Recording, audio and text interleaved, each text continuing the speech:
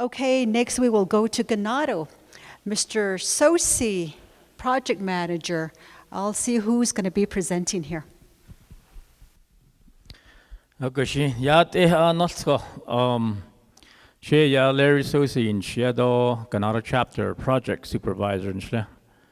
Idon nan shli ne tratchi in shlo ma de skijin bashishin ken tchini da she chen an ste tratchi da shnale. Ado, thanks for everybody here, and then what we here for, and then the prayer this morning. Yeah. Ado, the panelists, thank you. So, you don't get I know Mr. Platero Castillo. Yeah. Ado kodo kompa da hanne hayu that this atkin that the potholes, bridges. Ado kontonda de nada. Trash da hatne kon. Nihi ya Ganado Chapter, ya Kojigo, south of Ganado Chapter. On 191, then there's a turnout, goes on to, in 151, Eliatkin, goes on to Cornfield Chapter. In 151, adults go complete Eliada, lead it, hot ekat. It stalled how long. Due to the transitioning of the chapter officials, though I don't did the chapter managers. So everything just became to a halt now long. The binder was just sitting light. It's just collecting dust. Hajula ohinzo. Nikida and Kidi need the chapter manager, Doshi, I don't none of the officials. Those like Honda and Kilholora. Although in 151, the gravel, it's not. I see been not on the shins and it's called Kadayego potholes though on a washboard. It's still a bus route all the way busing the Lego cornfields. Way back then, years ago, I noticed that matching funds had no. Payata at Ita di Kodo Margi, Betlesa Nitleo, Kugushi. A lot of areas, a lot of different places that we went here. Although a chapter so we can continue this gravel road all the way down to cornfields. Johohada Nedna Nick ati hotel Adana Hoshel cut all what. As a project supervisor, I usually observe these roads too. Tladon kin keda kin then the con the or how these other entities are accomplishing these roads, like Apache County. Arondeta ko in he arosa eya asate nana ipia eda da noda. So a lot of these roads they still need attention in Ganado local area. Adonly Didi some roads that are now being turned over to Apache County, like Ganado North Mesa Road, they Apache County road. So they did their own gravel road. It's not completed all the way down to Newichet in 27 connect. So probably like 2 miles as a and then the chapter in front of the Apache County office, it's a bus route. It comes all the way around to the chapter. All these people that live in the kids, students, they come walk up to the chapter and that's where they catch a bus. So pave area or gravel road around the area, around the chapter. Head start, U-turn. And then we have some local offices that surround the chapter. So we have EMS right now, right there, out on the southeast side.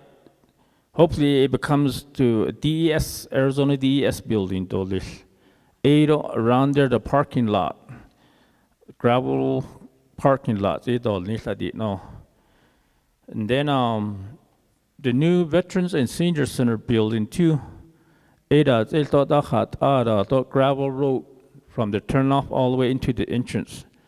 It's probably less than 300 feet. So ya distance the chapter manager.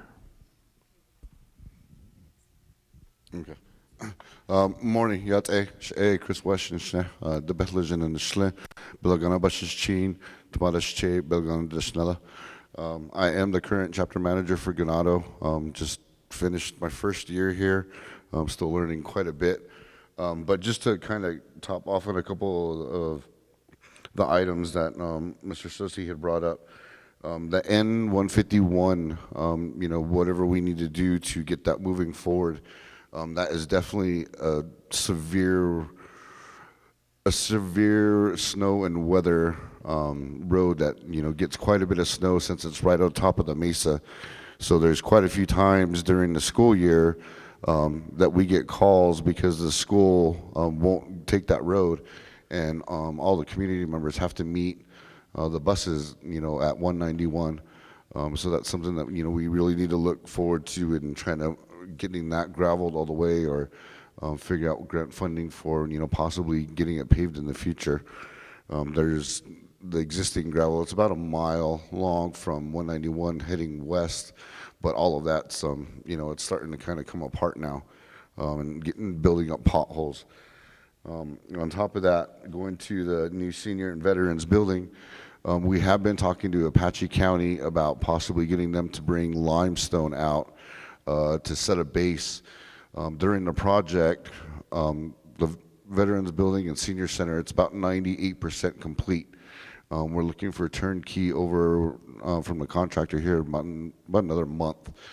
But unfortunately, the funding fell short, and they had to cut about 30 to 40,000 square feet of pavement from the parking area, which makes it a really big safety concern for the elderly and for the veterans, that are going to be utilizing this building. But going back to the discussion that we've been having in Apache County, they're willing to kind of give us a lower rate to bring limestone out from St. John's. They actually wanted me to bring this up to you guys at NDOT to see if there's something that we can work out, to see if there's any funding to help kind of pay for that. With some kind of IGA or something, because they said they've done several projects with you guys. So that's something if you guys can kind of touch base on, or if we can meet on later, to see what might be possible for that. And also with that parking area is also the entryway. That entrance that's going to be going into the building is also an entrance for the sewer lagoon for Ganado, which NTUA utilizes. And our one worry is if we only go 200 to 300 feet on the entryway, either with gravel or pavement, well, specifically gravel, that NTUA is going to start pulling that mud out from the sewer lagoon and start pulling all that gravel out. So that's another thing that we'd like to try to possibly discuss with you guys. And then just to top off, the areas surrounding the chapter, it is a bus route. We are going to try to be working with Arizona DES since they no longer have an office in Winter Rock. They've been utilizing the chapter every Wednesday throughout the month. But since we're building the new senior center, the old senior center that's occupied by Daltex right now, they'll be moving down to the new one. So we will have the availability for that building, and DES is interested in it. And then also with that, we have Navajo Nation Department of Social Services too, that's also within that same area. And it can be difficult, especially when it rains a lot or we get quite a bit of snow. So those are some of the kind of the issues that we have going on. I'm pretty sure you guys have noticed the new stoplights that have been installed on 264. One of the requirements from Arizona Department of Transportation for Sage Memorial Hospital was the road on 191 at the intersection in 264 north, where it goes towards the post office. They were required to do up to 650 feet of additional pavement.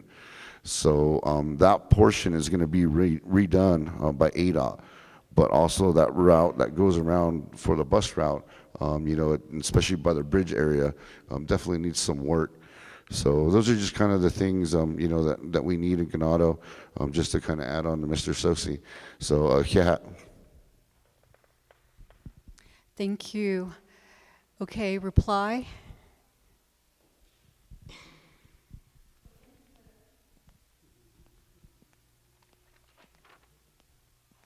Thank you for that question. Yes, let's meet with the chapter, the Apache County, and also get ADOT in that meeting, because we have a good relationship with our partners, and we also encourage IGAs with counties and Navajo DOT. And with it being a bus route, that is definitely, we support bus routes a lot. So yes, give us 3 dates that we can meet with you and get this meeting going, so we can get on it and get this IGA started. Thank you.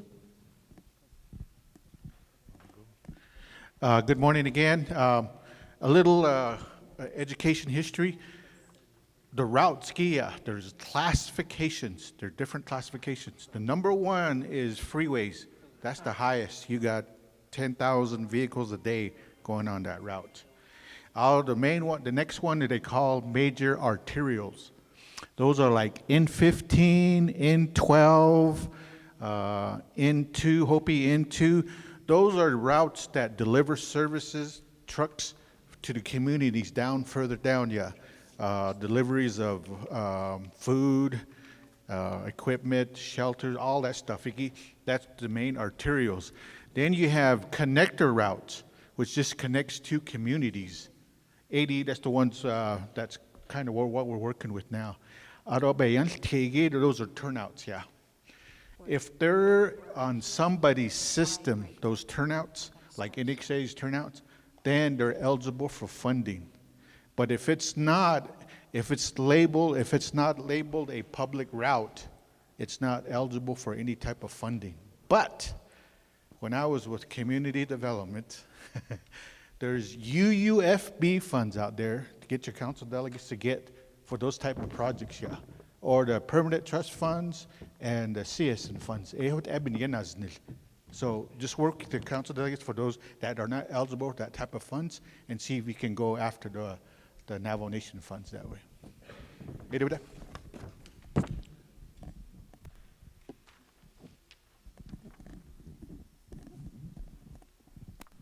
We gravel, the roads department, we gravel that portion of 151 using in-house funds.